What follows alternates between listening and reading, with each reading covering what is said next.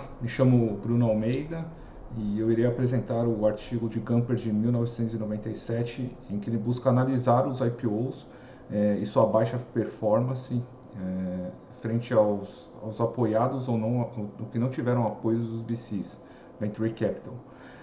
Quais são as evidências iniciais dele?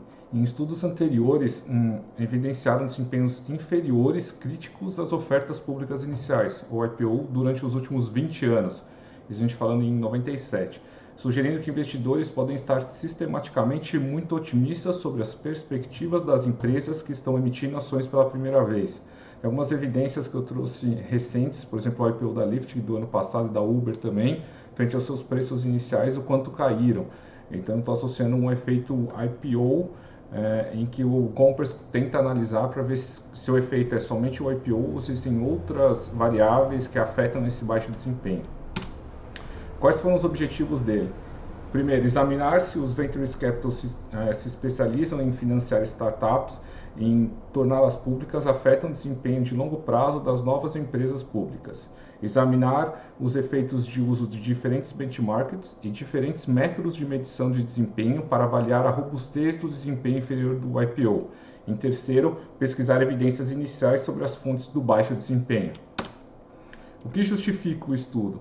Ele percebe que quando as empresas têm um apoio de VCs, o capital de investimento de primeira linha é mais fácil o acesso devido à baixa assimetrias informacionais. Ele também percebe que são menos dependentes do fluxo de caixa tais empresas que são apoiadas, como também ela tem um contínuo acesso ao capital depois ainda do IPO, porque muitas vezes o conselho de administração, os integrantes dele, parte deles tem os VCs. Existem outras evidências que a presença do VC foi precificado bem frente aos players, né, que investem em IPOs, sendo favorável à sua presença.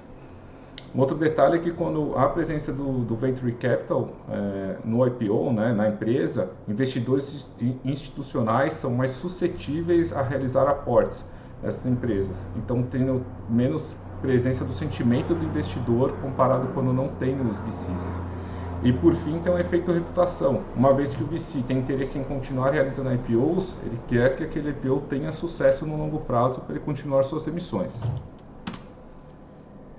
Outra evidência que ele traz do baixo desempenho do IPO são as vertentes teóricas das finanças comportamentais versus a precificação de ativos racionais.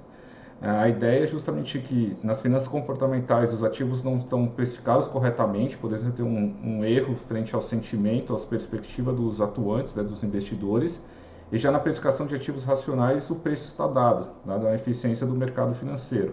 E a ideia ele também traz testar o modelo de 3 fatores de Fama e Friend. A base de dados dele foi obtida através do Venture Capital Journal e também do Investment Dealer Digest of Corporate Finance do período de 72 até 1992. A amostra final foi composta de 934 IPOs apoiados por VCs e 3.407 IPOs sem apoio de VCs. Quais são os primeiros resultados? Ele primeiro analisa os retornos frente aos principais benchmarks. O que ele constata é que realmente os ventures, né, os IPOs apoiados por VCs, tem um retorno superior quando comparado aos retornos sem o apoio do VC. Então a gente pode ver aqui que nos últimos do acumulado, no período de 5 anos, foi de 44,6%, enquanto sem o VC foi de 22,5%. E ele compara com os benchmarks e ele percebe que ainda assim o retorno frente ao benchmark foi mais baixo. Ele compara isso através de um índice que ele chama de riqueza relativa e que ele sendo maior que 1, quer dizer que o IPO ele teve um retorno superior do que o benchmark tinha analisado. O que a gente constata também é que os retornos relativamente mais baixos do setor podem refletir a capacidade do VC de ter um time perfeito ou correto do preço alto do setor. Como que a gente constata isso? Na tabela, quando ele faz o Fama e Friend do portfólio, ele analisa que os retornos não são tão diferentes do IPO frente às diferenças da indústria, o que dá um certo sentido que o time das empresas foram boas quando tiveram VC. A gente já vê o contrário, por exemplo, quando não tem o VC. Outro detalhe assim que encontramos é que existe também um efeito size to book size e book nos retornos, né? Que a gente vê que o benchmark já é bem mais baixo, dando retornos menores que do IPO. Então traz evidências que o efeito não é o efeito IPO, talvez, do baixo resultado.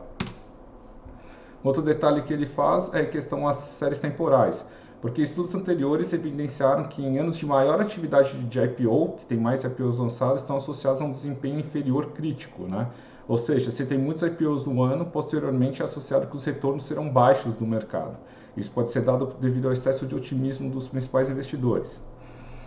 O que ele percebe justamente é que teve períodos característicos de maiores retornos e menores retornos. Então é importante saber que o mau desempenho está concentrado no tempo também para ajudar na determinação das suas causas.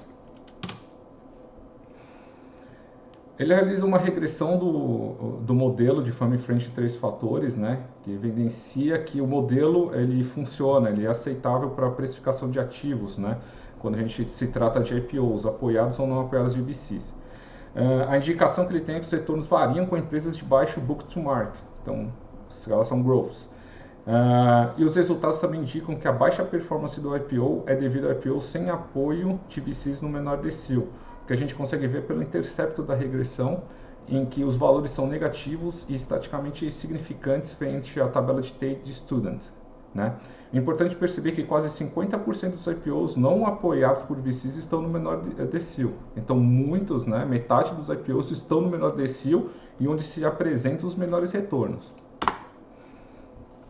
Analisando o resumo das estatísticas, né, a gente tem que IPOs apoiados por VCs têm índices book to market médios substancialmente mais baixos dentro de determinado quintil. O que a gente percebe justamente aqui no tamanho menor das empresas, o average, né, a média do book to market dele é muito mais baixo comparado com as empresas sem o apoio de VC, né?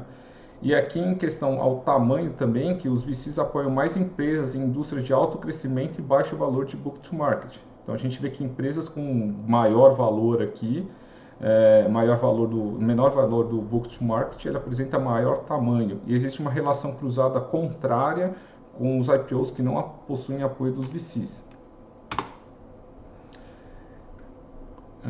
As tabelas em seguida, né, os gráficos trazem as comparações dos retornos frente ao tamanho e frente ao book to market. O que a gente tem aqui na primeira questão é que IPOs sem o apoio de VCs no menor quintil de tamanho possuem retorno zero, não é significante.